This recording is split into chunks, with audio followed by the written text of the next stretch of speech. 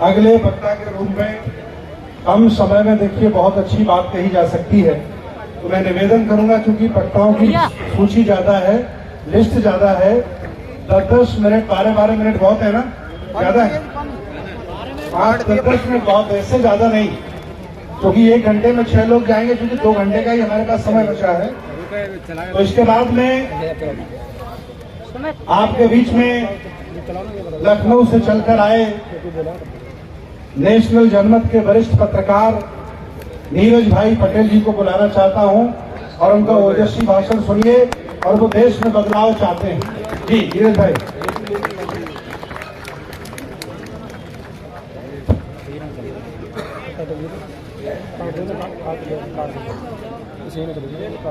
सबसे पहले तो भंते जी का बेहद शुक्रिया कि इस शानदार आयोजन में मुझ जैसे सामान्य व्यक्ति को बोलने का मौका दिया, और इस बात के लिए शुक्रिया कि पश्चिम उत्तर प्रदेश में माना जाता है कि विचारधारा तैयार नहीं हो सकती। आपने पश्चिम उत्तर प्रदेश में करके दिखाया, इसके लिए आपको बहुत बहुत साधुवाद और इस्तकबाल है। जागरूक क्यों नहीं होंगे? मुझे गर्व है कि जिस मेरठ में ये बोल रहा हूं, ये धन सिंह कोतवाल की क्रांति की धरती है। जिस मेरठ में मैं बोल रहा हूं, ये माता दीन भंगी की क्रांति की धरती है। अभी मेरे बड़े भाई रतनलाल जी बोल रहे थे, तो मुझे भी इतिहास की बात याद आ गई कि जहां पर बोल रहा हूं यहीं बगल में 1857 की क्रांति हुई, और वो क्रांति माता दीन भंगी की वजह से हुई, और वो क्रांति धन सिंह कोतवाल की वजह से हुई। तो हमें उस इतिहास को जानना चाहिए।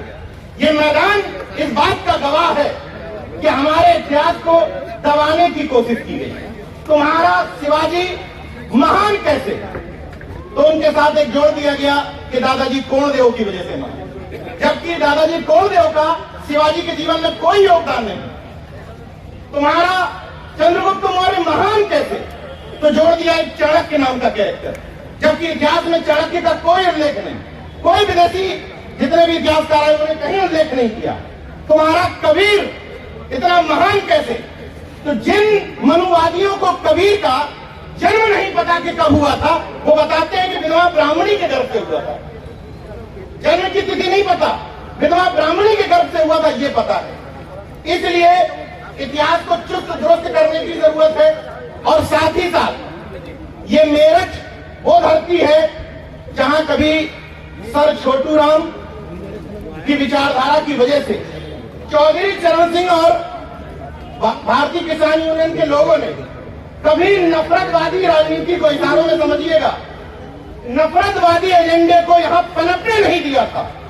लेकिन नफरतवादियों ने एक झूठा बहुजनों के बीच में दंगा करवा करके उस यूनिटी को छीनने की कोशिश की। किसान आंदोलन में काफी हद तक वो दूरियां कम हुई हैं। यहां से शपथ लेकर के जाइए कि उन नफरत भारतीयों को पश्चिम उत्तर प्रदेश से उखाड़ फेंकेंगे। इतना तो कम से कम कर सकते हैं। ये बात बिल्कुल सही है कि हम लोग इन मंचों से ये नहीं तय कर सकते कि किसकी सरकार बनेगी, किसकी नहीं बनेगी, लेकिन इन मंचों से ये तो तय कर सकते हैं कि हमारे मुद्दों के आधार पर बनेगी, हमारी विचारधारा के आधार पर बनेगी। हम पार्टियां तय नहीं करते, लेकिन ये तो तय कर सकते हैं कि संसद में जाने वाला व्यक्ति अम्बेडकरवादी होगा, संसद में पहुंचने वाला व्यक्ति संविधानवादी होगा। ये तो तय किया जा सकता है। अब छोटे छोटे अनुरोध कर लेता हूं क्योंकि समय बहुत कम है। छोटे छोटे अनुरोधों के साथ बात खत्म करूंगा। कोई बात नहीं करूंगा ये परिवर्तन वो परिवर्तन, यहां क्रांति कर दो। छोटे छोटे अनुरोध करता हूं आप बहुजन समाज के लोगों से। बहुजन यूनिटी विषय है। ये जितने भी कार्यक्रम हो रहे हैं, मुझे इनके पीछे पृष्ठभूमि में वजह लगती है बहुजन एकता। तो मैं इसी बहुजन एकता पर बात करूंगा कि आएगी कैसे। अगर इन मंचों से इस बात को इस तौर पर समझिएगा कि एक बहुजन बोल रहा है, अगर किसी और दिशा में ले गए तो फिर आप आलोचना करते रहेंगे। अगर बहुजन एकता हम चाहते हैं तो जो चाहते हैं उनके लिए बता रहा हूं ये फॉर्मूला कि अगर बहुजन एकता हम चाहते हैं तो हमें इन मंचों पर शिवदयाल चौरसिया को भी याद करना पड़ेगा। हमें इन मंचों पर संतराम प्रिय प्रजापति को भी याद करना पड़ेगा। हमें इन मंचों पर कर्पूरी ठाकुर को भी याद करना उन्होंने 22 प्रतिज्ञाएं दिलवाई थी, तो सम्राट अशोक का कोई योगदान नहीं था क्या? क्यों हमारे नारों में सम्राट अशोक नहीं आते हैं? इस बात को बड़े दिल करके सोचिएगा। जिस तरीके से किसी भी जाति का व्यक्ति मंच में तलाशता है चुनाव के समय कि हमारी जाति का नेता कहां बैठा है, टॉर्च लगा के ढूंढता है, उसी तरह आपके नारों में बहुजन समाज तलाशता है कि हमारी हिस्सेदारी नारों में है या नहीं। अफसोस कि नहीं है। उस हिस्सेदारी को अपने नारों में लाना पड़ेगा। ये बताना पड़ेगा कि पेरियार ललई बौद्ध बने थे और हमारे पूर्वज थे। ये बताना पड़ेगा। ये बताना पड़ेगा कि ये मेरठ महाराज सिंह भारती की धरती है, जो यहां से सांसद भी रहे, एमएलसी भी रहे और अर्जक संघ के संस्थापकों में से एक थे। ये बताना पड़ेगा कि महाराज सिंह भारती जाट समाज से आने वाले वो सांसद थे जिन्होंने सदन में आज तक किसी सांसद ने नहीं बोला है। ये बड़ा दिल करके बताना पड़ेगा। महाराज सिंह भारती ने सदन में बोला था कि मेरे मरने के बाद इस सदन में मौन न रखा जाए, क्योंकि मैं आत्मा परमात्मा में भरोसा नहीं रखता। महाराज सिंह भारती ने अपने उनके यहाँ जो इस समय उनके नाती है, मेरे मित्र हैं मनीष भारती जी, वो कह के गए थे अपनी वसीयत में कि ना मुझे मेरे अस्थि कलशों को कहीं किया जाए, और हाँ एक बात और कह गए थे कि मेरे नाम के आगे स्वर्गीय न लगाया जाए। ये जो डुअल माइंडसेट एजेंडा है ना कि बुद्ध भी रखे रहेंगे सजाने के लिए कि हम बौद्धिस्ट हो गए हैं, अब बगल में देवी देवता भी चलते रहेंगे, तो ये जो पॉपुलर पॉलिटिक्स वाला एजेंडा है इसको खत्म कर दीजिए। मैं उनसे कहने नहीं जा रहा जो पाखंडी है, उनसे मुझे कोई दिक्कत नहीं है, लेकिन जो ये कह रहे हैं कि हम पाखंडी नहीं है, वो तो कम से कम हाथों से आइडेंटिटी कार्ड काट दो। तो कह रहे हैं कि हम नहीं है। मैं किसी के खिलाफ नहीं बोल रहा हूं, तुम खुद कहने आए हो कि हम बहुजन हैं। अगर बहुजन हो, अगर बाबा साहब के अनुयायी हो, अगर सम्राट अशोक के अनुयायी हो, तो गले से और हाथों से आइडेंटिटी कार्ड खत्म कर दो। इतना तो किया जा सकता है। और बहुजन एजेंडे के तहत जब मंच से भाषण देने आओ तो तुम्हारे भाषण के 10 मिनट में कोई ये ना समझ पाए कि किस जाति का है। सबसे महत्वपूर्ण बात बता रहा हूं, होता यह है कि अगर मैं मंच से 10 मिनट में 5 बार संत गाड़ेकर का नाम ले रहा हूं तो क्लियर हो जाता है कि ये है। ये नहीं होने देना है। और 35 मिनट में 30 मिनट बाबा साहब को रटोगे, बहुजन यूनिटी नहीं आएगी। 35 मिनट में 30 मिनट इन सबको बताना पड़ेगा, सबको, क्योंकि देश को बनाने में, इस समाज को बनाने में सबका योगदान है। समझो भैया, तब समझोगे ये बात कि हमें बड़ा दिल करके बहुजन एकता बनानी है। ये समझना पड़ेगा कि अपने घरों में क्रॉस करना पड़ेगा कनेक्शन। घर के सामने घुसे और पहली तस्वीर देखते हुए क्लियर हो गया कर्पूरी ठाकुर अच्छा नाई समाज का घर होगा। ये चेंज करना पड़ेगा। अगर अपने अपने घरों में अपनी अपनी जाति का महापुरुष रखे हो तो इस कार्यक्रमों में आने से कोई फायदा नहीं होगा। बदल दो, 5-6 महापुरुष टांग दो। और अपनी जिस कार से इस तरह के बहुजन शादियों में जा रहे हो, मुझे कोई दिक्कत नहीं। बहुजन एकता के कार्यक्रमों में अगर जा रहे हो और तुम्हारी गाड़ी में 5 सीट में 5 तुम्हारी जाति के बैठे, तो तुम बहुजन एकता के दुश्मन हो। कोई इसमें मुझे दो राय नहीं। और अगर तुम्हारी भावनाएं तब जागरूक होती है कि आज मेरे महापुरुष, मेरे जाति के महापुरुष की जयंती है, तब मेरी भुजाएं फड़फड़ाने लगी कि अरे कहीं जयंती नहीं बन रही, तो तुम बहुजन एकता के दुश्मन हो। समय के साथ बदलना पड़ेगा।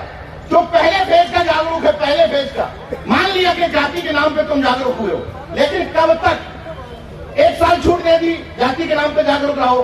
2 साल छूट दे दी, 3 साल छूट दे दी। अरे जो 20-25 साल से अम्बेडकर बाद, नमो बुद्धाय, जगदेव बाबू और रामस्वरूप वर्मा की बात कर रहे हैं, तुम तो बदल जाओ। तब तो 1 साल वाले को बताओगे कि तुम चेंज हो जाओ।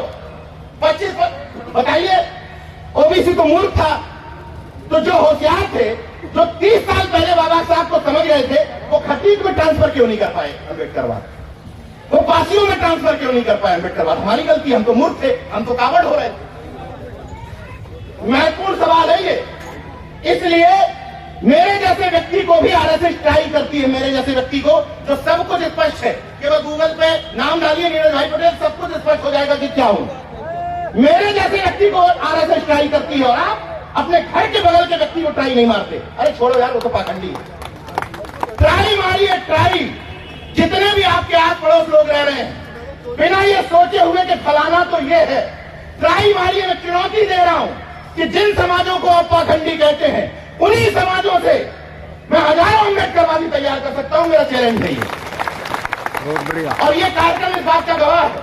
इस सूखी धरती पर ये क्रांति की धरती हुआ करती थी, लेकिन अब ये कहा जाने लगा था कि पश्चिम उत्तर प्रदेश में लोगों के पेट भरे हुए हैं, जमीनें काफी ठीक ठाक हैं, दिल्ली से सटा हुआ है, तो यहाँ के लोग बहुजन मूवमेंट नहीं समझते।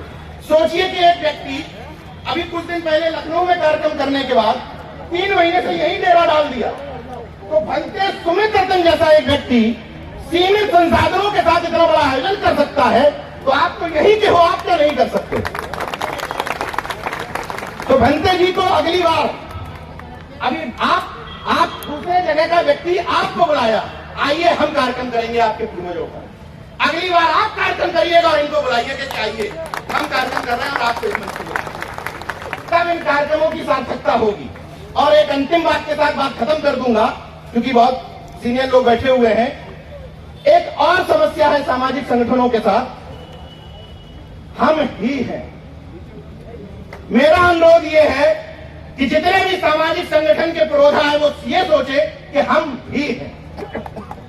बहुत सारे लोग देश में अच्छा काम कर रहे हैं, बहुत सारे लोग मंच पर अच्छे वक्ता हैं, बहुत सारे लोगों के पास अपनी अपनी फिलॉसफी है। उस फिलॉसफी में हम भी एक हैं। कोई मृत्यु भोज पे काम कर रहा है, ओके, वेरी गुड। कोई सामाजिक परिवर्तन के काम कर रहा है, कोई बुद्धिज्म में काम कर रहा है, कोई अम्बेडकरवाद पे काम कर रहा है, कोई अर्जकवाद पे काम कर रहा है। हमें एक बात समझनी है कि जब सामंती और मनुवादी आपस में खूब लड़ते हैं, लेकिन जब उनको आपके अधिकार छीनने होते हैं बहुजनों के और ओबीसी एससी के, तब एक हो जाते हैं।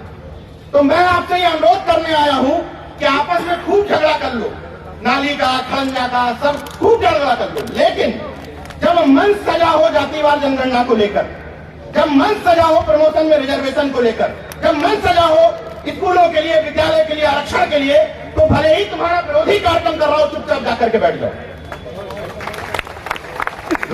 मुद्दे पर बैठ जाओ, मुद्दे पर सपोर्ट कर दो, बाकी फिर लड़ लो। कह दो भाई तुम्हारे यहाँ खाना खाने नहीं आएंगे, इतना बड़ा दिल हम नहीं दिखा सकते, जो प्रैक्टिकल बात कर रहा हूं। लेकिन जब मुद्दों की बात आ जाए तो भीड़ में बढ़ाने में शामिल हो जाओ। और सामने वाला कहे भाई जय मूल्यवासी, कोई तकलीफ नहीं, जय मूल्यवासी, नमो बुद्धाय, नमो बुद्धाय, जय भीम, जय भीम, जय फातिमा, जय फातिमा।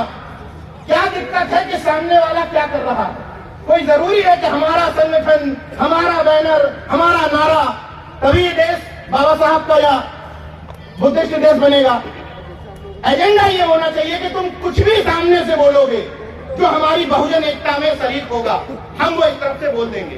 बस नफरत वाला, भ्रुक्ति तान करके दूसरे को चढ़ाने वाला, सांप्रदायिक ताकत को बढ़ाने वाला जय जय श्री राम नहीं करेंगे। इतना तो तय करना पड़ेगा कि हम इस तरफ हैं और इस तरफ नहीं। और इसीलिए राजेंद्र पाल गौतम जी जिस मंच पर हैं, उस मंच पर बगली में बैठे हैं, तो वहां से थोड़ी सी एनर्जी इस तरफ तो आ रही थी। तो एक चीज याद आ गई, जैसे 22 प्रतिज्ञाओं की बात हुई, तो मैं सिंपल शब्दों में ये पूछना चाहता हूं कि भारत का संविधान धर्मनिरपेक्षता की बात करता है।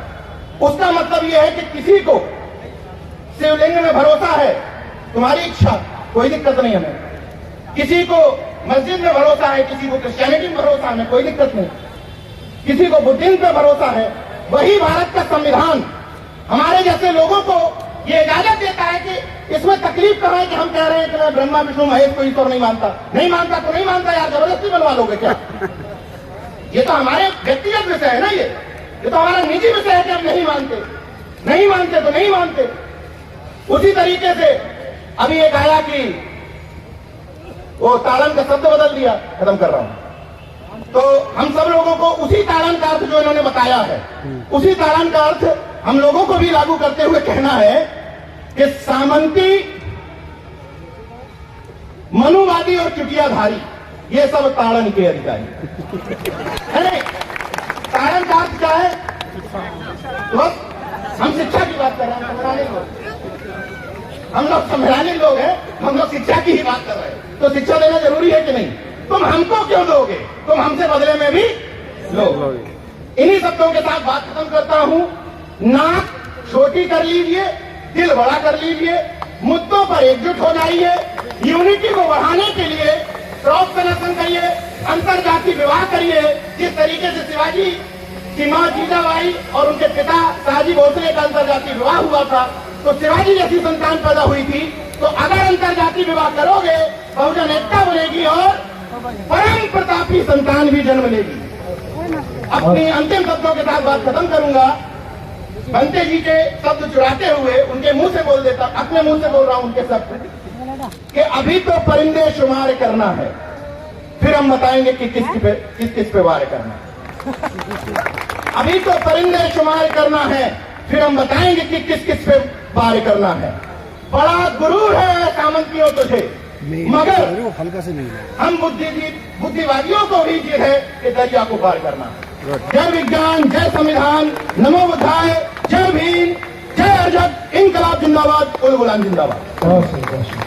इसके बाद